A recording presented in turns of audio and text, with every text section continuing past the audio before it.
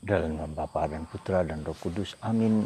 Allah Bapa di surga, kami mengucap syukur dan terima kasih atas kehadiran-Mu yang nyata, yang konkret, yang jelas dalam kehidupan keseharian kami. Tapi pada saat yang sama Engkau juga tersembunyi bagi kami. Engkau menjadi misteri bagi hidup kami. Semoga kami taat kepadamu, mendengarkan suaramu yang lembut, yang seringkali juga tidak terdengar. Terpujilah namamu kini dan sepanjang segala masa. Amin. Para saudaraku yang terkasih dalam Kristus, bacaan Injil hari ini bicara tentang sesuatu yang harus kita sadari sebagai sesuatu yang fondamen, sesuatu yang dasar. Yesus ditanya tentang kerajaan Allah itu seperti apa. Dan bagaimana kapan kerajaan Allah itu datang. Maka Yesus mengatakan kerajaan Allah tidak ada tanda-tanda lahiriah yang nampak, yang bisa dapat kita mengerti dengan secara fisik, secara fisikal, secara lahiriah. Ya. Jadi apa yang mau disampaikan? Tetapi kerajaan Allah itu sekarang sudah datang, sudah hadir. Dan kamu tidak mengenalinya. Jadi Tuhan itu hadir, tapi juga tidak hadir.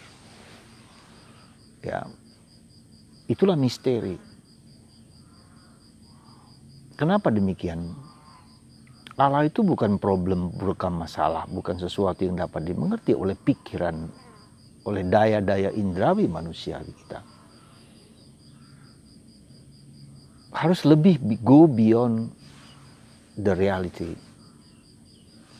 Mengatasi waktu dan ruang.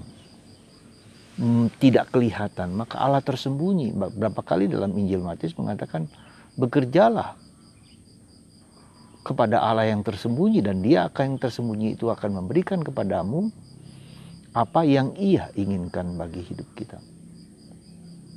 Ya. Santo Yohanes dari salib dalam madahnya yang sangat indah itu mengatakan, aku mencari engkau kekasihku, kau telah melukai hatiku. Kutanyakan kepada bunga-bunga, kepada alam semesta, kutanyakan kepada para penjaga malam, di manakah kekasihku? Jadi dalam tanda petik tersembunyi, Allah tersembunyi. Nah itulah maka kita memperhatikan Allah itu dan realitas dunia itu, kenyataan kita, hidup kita itu adalah misteri. Mampukah otak kita? Siapakah yang mengetahui pikiran dan kehendak Allah? Siapa yang menjadi penasihat Allah?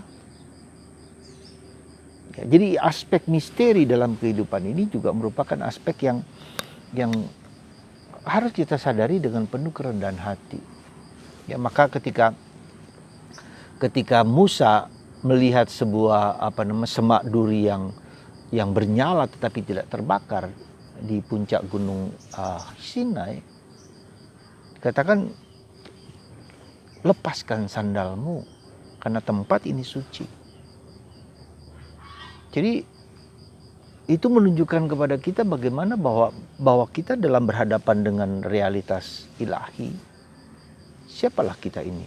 Siapakah kita ini?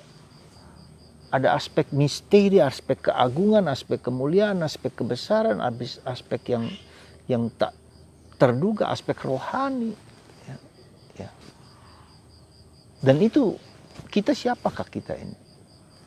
Salah satu ciptaan Tuhan saja yang disebut sebagai masterpiece of God's creation. Hanya itu. Maka tetapi karena itulah maka ketika kita tahu Allah yang begitu besar, begitu agung, begitu mulia, maka saudara kita umat Islam mengatakan Allahu Akbar, Allah yang besar, Allah yang agung, Allah berkuasa.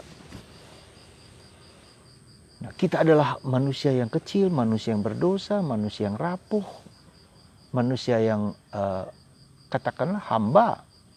Ya. Nah, Yesus mengatakan itulah Allah kita, tetapi Dia sudah datang di sini dan kamu tidak mengenali Dia. Nah, itulah Yesus.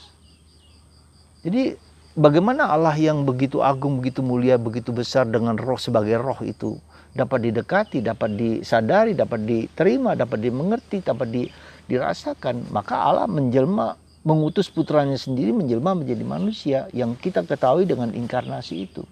Dia sudah hadir dan kau tidak kenal siapa dia. Saudaraku yang terkasih dalam Kristus, demikian itulah inkarnasi. Maka Allah yang besar itu menyatakan dirinya secara sempurna dalam diri Yesus. Yesus menyatakan siapa Allah Bapa kita itu. Siapa Allah itu? Apa yang dia rindukan dalam hati Allah? Allah rindu sejak keabadian, sejak awal untuk menyelamatkan manusia yang ia ciptakan dengan serupa dengan dia. Allah ingin yang ia ciptakan kembali kepada dia. Ya, bukan tidak kembali. Jadi itu kerinduan hati Allah. Maka Yesus memberikan perumpamaan berkali-kali, kalau ada domba yang hilang satu pun harus dicari. Ya, harus diusahakan, harus diperjuangkan sebagai pastor bonus. Nah, jadi sekali lagi apa saudaraku terkasih, saya mengatakan bahwa hidup ini adalah misteri. Apalagi Allah adalah misteri. Kita saja tidak pernah tahu tentang pandemi ini sekarang. Coba lihat. Kenyataan realitas kita bisa mengertinya? Enggak juga. Para ahli juga mengertinya? Enggak ngerti juga. Sekarang enggak jelas lagi bagaimana orang OTG, orang tanpa gejala tiba-tiba sakit mati. Enggak tahu di mana dia, musuh yang tak kelihatan. Ini luar biasa sekali musuh ini ya. Seperti iblis gitu kan. Tiba-tiba dia menusuk dari belakang dan matilah kita. Kita tidak tahu dia hadir, dia mana dia. Dan itu ternyata coba lihat sekarang di Jawa Barat lebih besar daripada di Jakarta. Banyak kematian. Begitu virus. Jadi mencekam. Dan apakah kita bisa mengerti ilmu pengetahuan? Belum bisa, mampu, belum dapat. Dengan obat-obatan yang masih dalam pencobaan. Belum tentu. Jadi ini satu kecil misteri. Belum lagi kejadian-kejadian alam. Gunung api meletus, tsunami, dan segala macam. Apa kita mengerti? Pengetahuan mengerti? Tidak juga.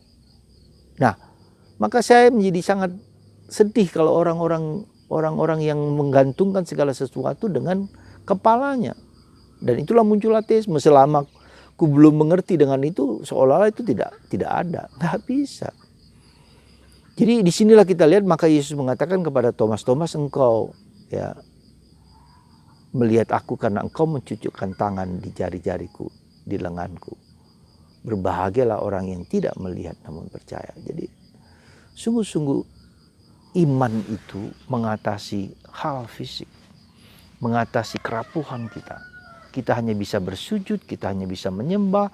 Awesome. Jadi sesuatu yang kita hanya dengan rendah hati. Maka dibutuhkan kerendahan hati yang luar biasa dari kita. Ya. Karena kita berhadapan dengan realitas agung Tuhan yang maha besar, maha agung. Ya. Dan itulah yang harus kita miliki. Ya. Tidak bisa tidak. Ya. Sikap rendah hati di dalam hidup rohani merupakan syarat utama mutlak. Seperti kata Santa Teresa dari Avila. Tanpa kerendahan hati, hidup rohani kita menjadi suatu kesombongan. Bahkan Santo Yohanes dari Salib mengatakan bahwa juga ya pengalaman-pengalaman ilahi pun dengan Allah itu tidak ada apa-apanya. Jadi tidak pernah boleh disombongkan juga ya mengenai pengalaman-pengalaman tersebut. Jadi saudaraku yang terkasih dalam Kristus ya. Jadi ketika kita dalam doa kita tidak mengerti, kita tidak memahami, enggak apa-apa. Itu menunjukkan kepada kita mau diajak lebih dalam, ya tidak hanya dalam lapisan lahiriah yang nampak, yang bisa kita mengerti, yang bisa kita tangkap. Kalau Tuhan bisa kita mengerti, kita tangkap, ya kita bisa menguasai Tuhan dan tidak bisa. Jadi mari dengan penuh kerendahan hati kita datang kepada Tuhan, kita bersujud kepada Tuhan. Ya, kita lepaskan segala pikiran-pikiran yang ingin mengerti, ingin memahami, ingin menyelami Tuhan. Ya. Dalam keterbatasan kita. Biarkan Tuhan bekerja. Ya, biarkan Tuhan yang menghendaki menginginkan kehidupan kita masing-masing. Saudara, Allah itu misteri, kehidupan itu misteri. Maka mari kita belajar tunduk menyembah, sujud ya di hadapan Allah dengan penuh hormat, dengan penuh khidmat, dengan penuh kerendahan hati. Semoga dalam menghadapi hidup ini, hidupku sendiri, hidup keluargaku, hidup temanku, hidup siapapun juga, kerendahan hati menjadi sikap batin yang kita miliki. Bila demikian, maka hidup rohani kita akan tumbuh dan berkembang dengan sebaik mungkin.